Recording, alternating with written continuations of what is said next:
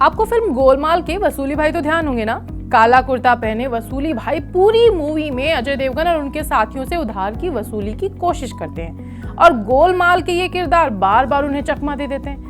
Film में ये सब बहुत मजेदार है, हम भी खूब हंसते हैं, लेकिन वास्तविक दुनिया में ये सब इतना भी फनी नहीं है। आज के समय में जितनी तेजी से लोन फ्रॉड के मामले बढ़ रहे हैं, उतनी ही तेजी से लोन की वसूली के लिए अपनाए जा रहे हथकंडों की खबरें भी आ रही हैं। हाल के दिनों में इंस्टेंट ऐप से जुड़े मामले सामने आए हैं, जिसमें वसूली के लिए इतने बर्बर तरीके अपनाए गए हैं कि जिसके चलते कई लोग आत्महत्या करने के लिए भी मजबूर हुए हैं। पहले जान लेते हैं कि ये इंस्टेंट ऐप किस तरह से आम लोगों को फंसाते हैं और कैसे वसूली के नाम पर लोगों को परेशान करते हैं।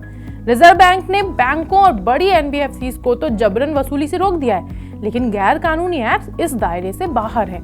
देश में लोन देने वाले ऐसे गैर कानूनी ऐप तेजी से बढ़ रहे हैं, जिसकी वजह से साइबर फ्रॉड के मामले भी बढ़ रहे हैं। ये ऐप साइबर ठगों को आपका डेटा भी बेचते हैं।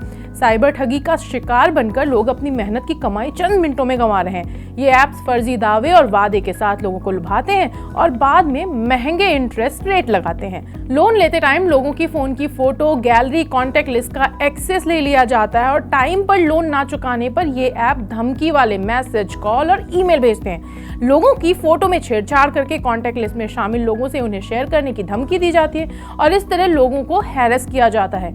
अब जानते हैं इन्हें रोकने के लिए आरबीआई क्या कोशिशें कर रहा है। साइबर ठगी पर रोकथाम के लिए आरबीआई ने लोन देने वाली कंपनियों की वैध लिस्ट शेयर की है।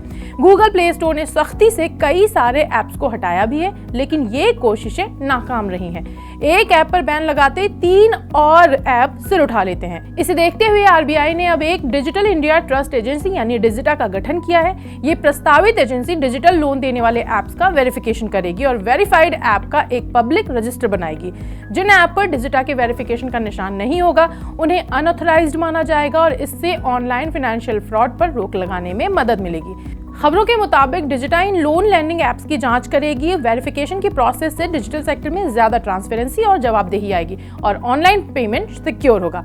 एक बार एजेंसी ने काम करना शुरू कर दिया तो इस तरह के साइबर फ्रॉड और गलत प्रैक्टिस पर रोक लग सकती है। अब देखना होगा कि इस प्रकार के वसूली भाइयों पर डिजिटा कैसे रोक लगा सकेगा और ये कितना प्रभावी होगा, ये इसे लागू करने के बाद ही देखने को मिलेगा।